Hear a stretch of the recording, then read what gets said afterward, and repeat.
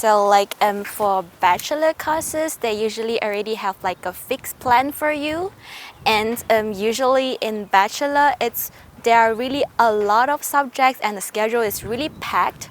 So you have to have like this time management skills to manage your own time. When do you do this? When do you do that? When do you do your revision? Or when do you go to sports? When can you have fun? And yeah, and for master is more like you need to organize. You need to choose your own courses, and then you need to organize the timetable, the schedule on your own. So self-organizing is really important. Hier in Deutschland die Familie oder die Universität organisiert hat. Aber hier in Deutschland ist es schon so, dass der Student selbst das Steuer in der Hand hat. Ja? Und das hat wahnsinnig viele Vorteile. Man ist nämlich auch wahnsinnig frei und kann ganz viele Dinge selbst entscheiden. Aber man muss sie eben auch selbst entscheiden. Und wenn man die Dinge nicht selbst in die Hand nimmt und nichts tut, passiert auch nichts. Von daher ist es wichtig, dass man sich darauf einstellt, dass man hier sehr viel zu tun hat, dass man hier aktiv werden muss, selbst aktiv werden muss.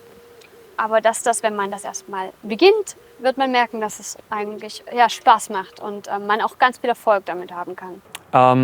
It depends on where you study and what you have had before or experienced before, but I think in general the academic life in Germany it's fast. It's also basically all is self-organization, self-studying, and self-planning as well. Sometimes it is semi-structured, sometimes it is you who are responsible for your own studies and the planning and structuring of it.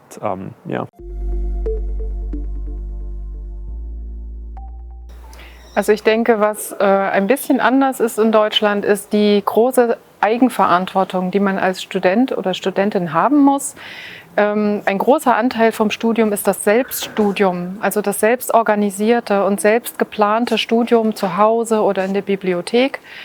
In der Zeit bereitet man eine Vorlesung nach oder bereitet sich auf ein Seminar oder eine Übung vor.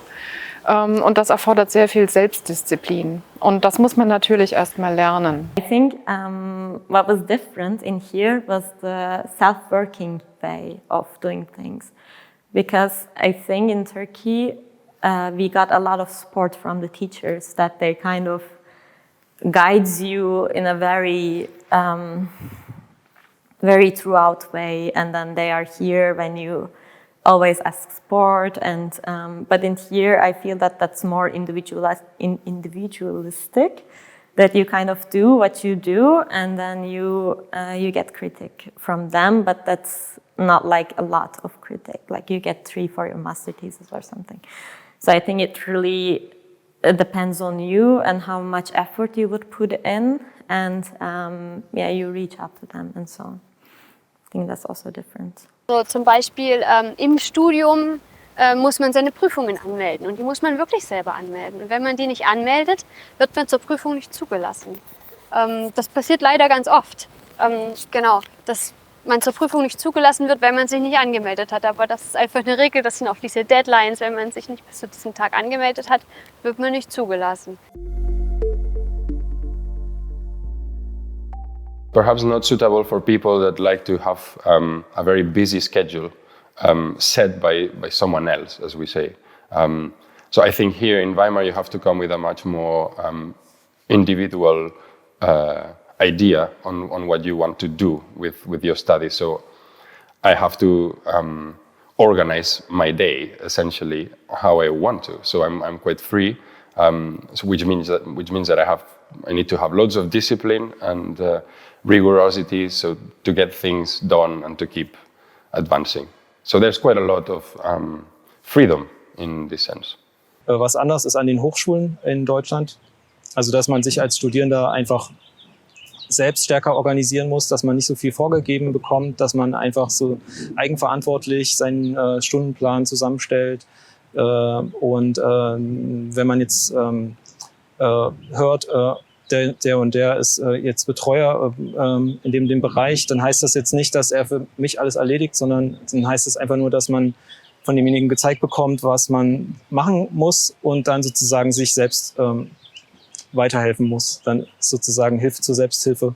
Das ist ein sehr gravierender Unterschied und das müssen auch die Studierenden hier erstmal lernen und sich auch selbst organisieren. Auch wenn es eine Hochschule ist, hier gibt es also eine Fachhochschule, ich meine University of Applied Sciences, also hier wird auch einiges schon vorgegeben, der Stundenplan wird teilweise je nach Fach auch schon festgelegt, aber trotzdem ist ja ein gewisses Maß an Selbstorganisation dann schon vonnöten für den Studierenden, also viel in höherem Maße sozusagen.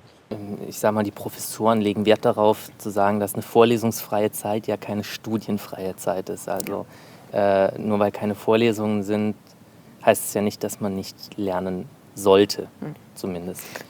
Viele, würde ich sagen, nutzen die Zeit auch, um sich das Studium zu finanzieren. Also die gehen dann in der vorlesungsfreien Zeit arbeiten, für einen Monat oder für 2 und versuchen so, sich den eigenen Haushalt ein bisschen aufzubessern. Ich denke, das ist noch so ein Ding, das man machen kann. Self-management, time management is something, it's completely very individualistic by nature, and people can only help you if you want them to help you. But other than that, I think compared to other countries, in Germany, organizing your studies and the whole curriculum is pretty much easy, because I feel, as I said, I never had a problem.